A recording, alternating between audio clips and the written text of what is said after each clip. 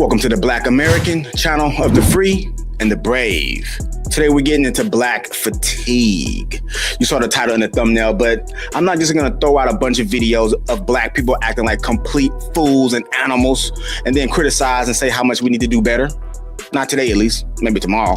Today we wanna get into the psychology behind black fatigue, where it came from, where it is, and where it's going, and whether or not non-blacks have the right to be fatigued with black American behavior. Before we get into it, make sure you like, share, and subscribe. Trying to get up to 9,000 subscribers. And of course, leave your comments down in the comment section so we can have a conversation. Now let's get into it. I want you to think about a specific person in your life, someone you know well, and every single time you deal with them, it ends the same way. They're late, or they ask you for money and never pay it back, or they make a scene in public. After the third, fourth, fifth, maybe sixth time, you stop being surprised. You stop calling it a coincidence. They've shown you who they are. Now, what happens when that same dynamic plays out, not with a person, but with an entire portion of black culture? Before we get into this, I want to be clear about what we're actually talking about. Two phrases are going to be at the center of this conversation. The first one is black fatigue. This term was coined by a black woman named Mary Frances Winters in her 2020 book titled Black Fatigue. Now, her original definition described an exhaustion that black people feel from navigating systemic racism and racial trauma. Typical. That was the original intent. But now we flipped it and we use the term to describe something different. It describes the fatigue that some people, including many black people, feel about specific repeated behaviors within the culture. And that's where this conversation gets uncomfortable for some people. The second term I want to define is pattern recognition. Now, this is not a political term. It's not a right-wing or white supremacist talking point. This is a basic cognitive function, one that psychologists have been studying since the 1950s. Pattern recognition is simply the brain's ability to identify recurring sequences in data or behavior.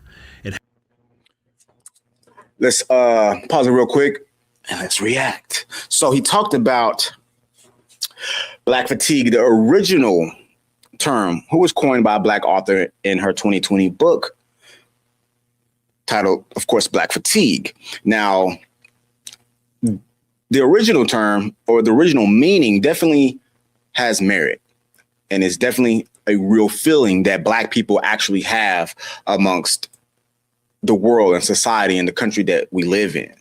I personally did have a certain level of black fatigue, thought I was the victim out here. I thought the white man was out to get me. If I didn't get a job, it wasn't because I wasn't good enough. It wasn't because I wasn't dressed the right way. I didn't speak the right way.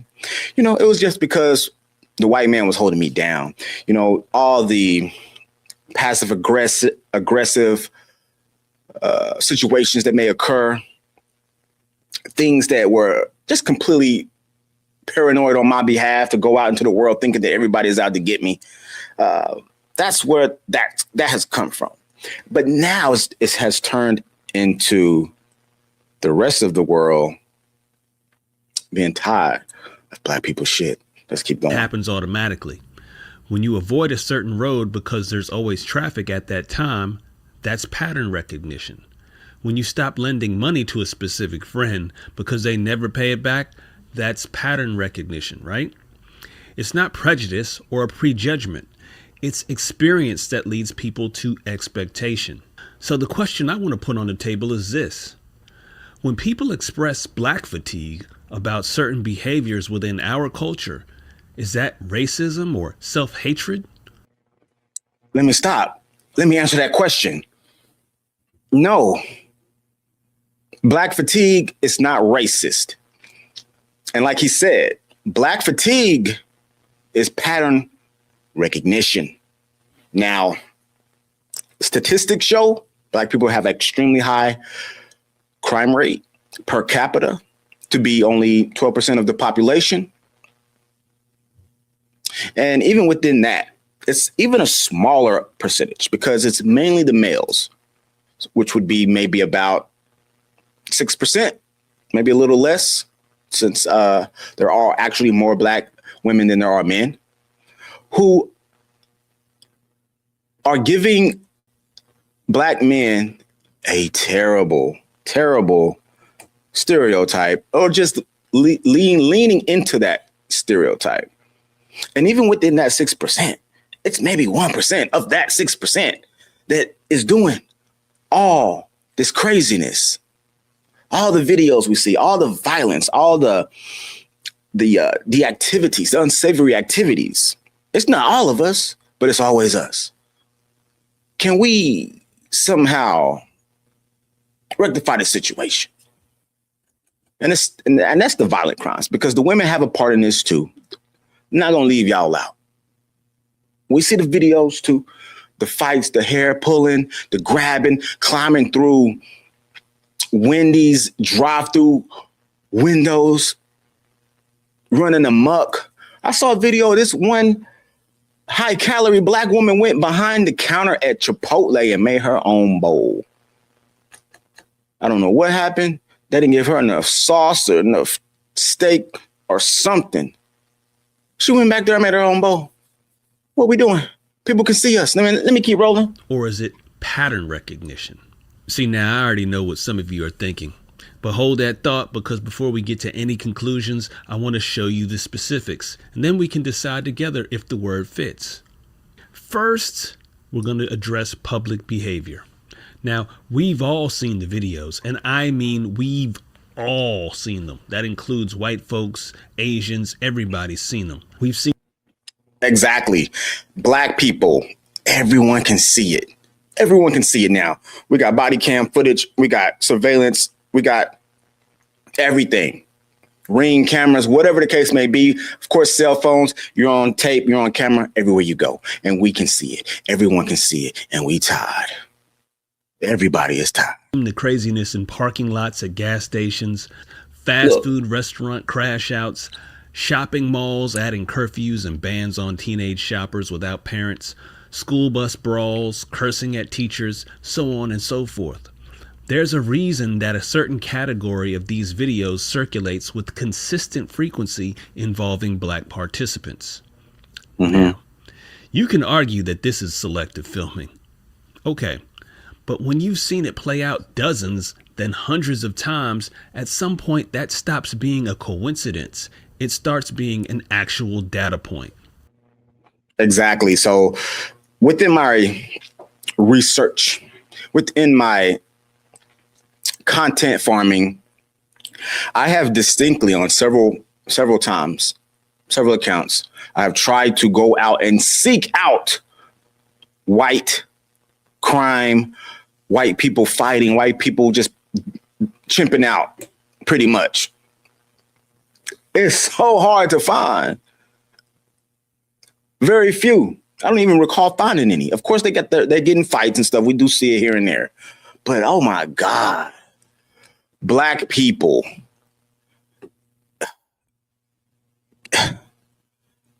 Black people.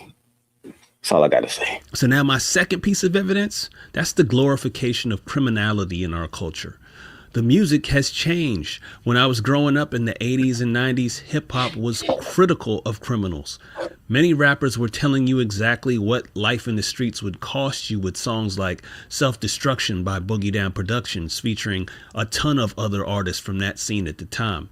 Fight the Power by Public Enemy, Hey Young World by Slick Rick, Another Victory by Big Daddy Kane, and Us by Ice Cube. They were critical of the culture. They recommended books. They talked about education. But now, the most streamed artists in black music are glorifying the very behaviors destroying our communities. They rap about drug use and killing their ops.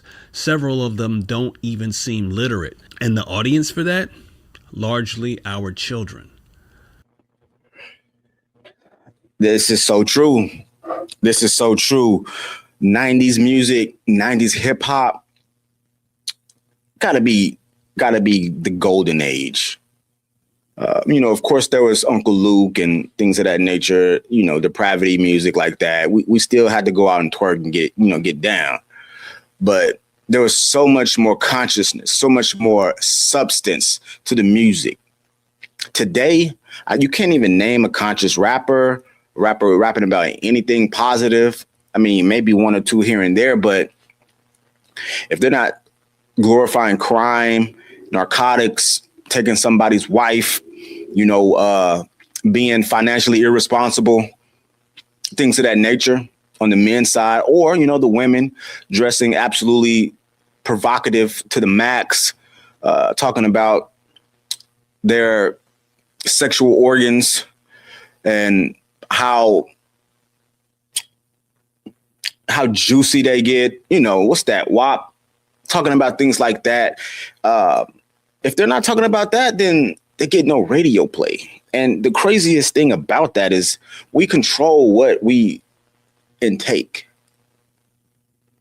And if there wasn't a market for it, then they wouldn't push it.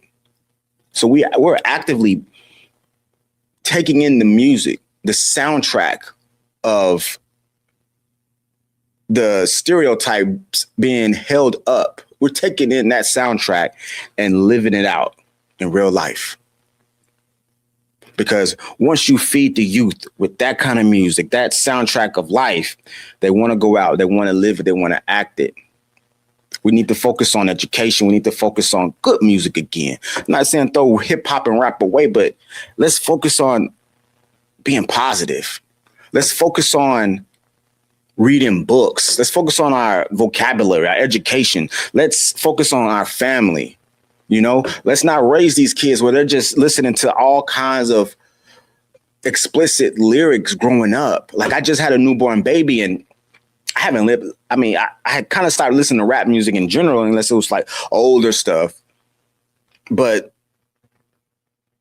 I can't imagine having him listen to anything like that, because babies and children are so pure. They're blank slates, and it's our jobs to raise them to be positive human beings in society. Let's go. Let's keep moving. But also us. We're buying it.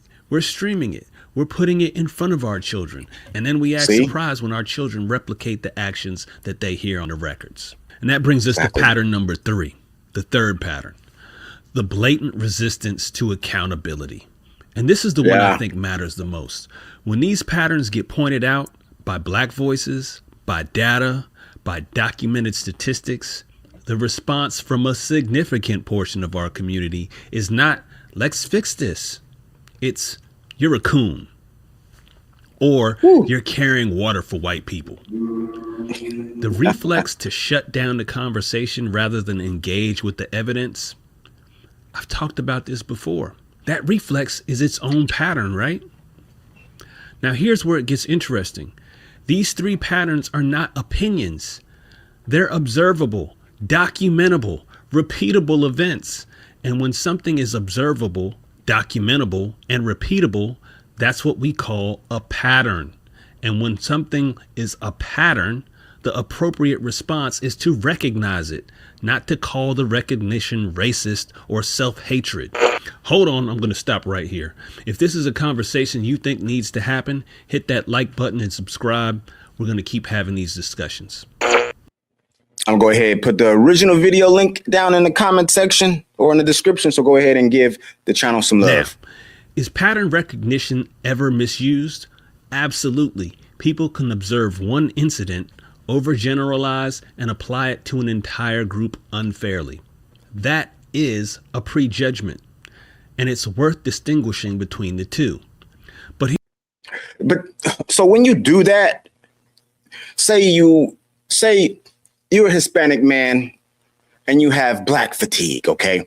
And you've seen so many videos of violence, people being attacked, people having their lives taken, everything, right? So you're walking down the street, the stereotypical walking down the street scenario, I should say, and you see a group of Black men with hoodies on. What you gonna do? I'm crossing the street. You crossing the street. Why? because you've seen the patterns. You've seen the crime statistics.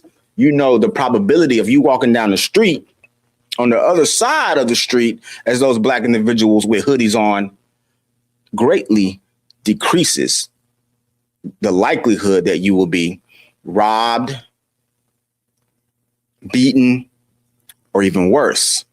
So we can't just be out here and black people still doing the whole, I can't believe she clutched her purse when I got in the elevator. Huh?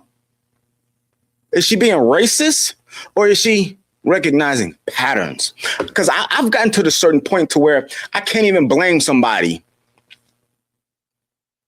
if they act apprehensive to me in certain situations. I know sometimes, I might run to the store because I usually never dress down.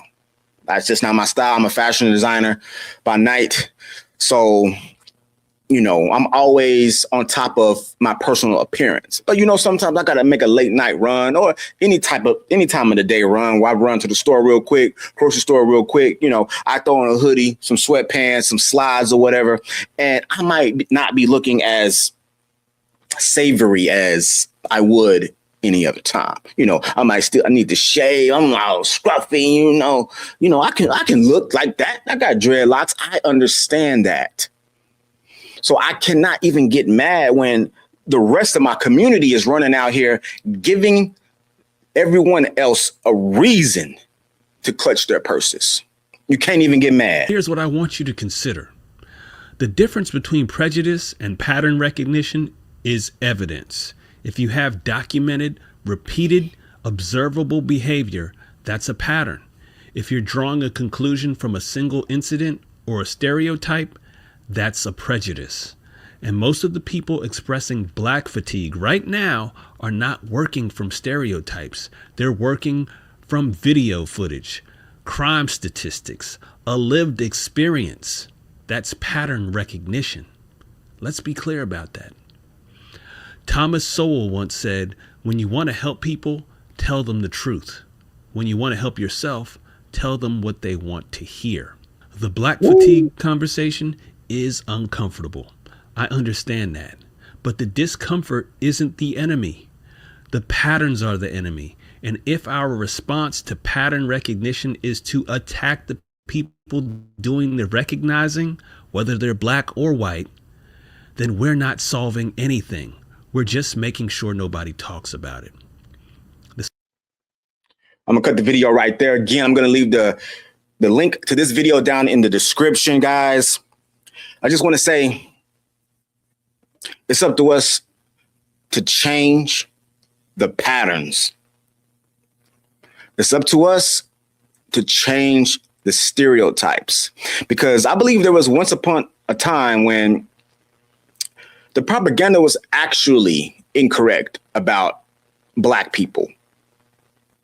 Birth of a Nation, the original movie in the turn of the century, depicted black men as sex-hungry deviants and potheads.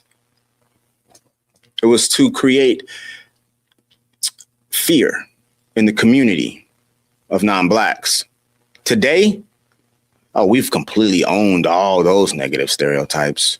And it's like we're just sitting in our squalor. Lack of accountability. It's like we don't even care. And if anybody speaks out about it, coon, bootlicker, trying to get approval from the white man. So me, I know it's somebody gonna hop down in the comments saying all those things. They said them before, when I'm only here to try to help people in my community, because we are way better than we act out here sometimes. Let me know what you think, especially all my non-blacks out there. Leave your comments down in the comment section. Leave your comments down in the comment section. I definitely want to hear from you. Give me some personal experience. Let us know what we need to do, how we need to do it. And make sure you like, share, and subscribe. Trying to get up to 9,000 subscribers. This is the Black American channel of the free and the brave.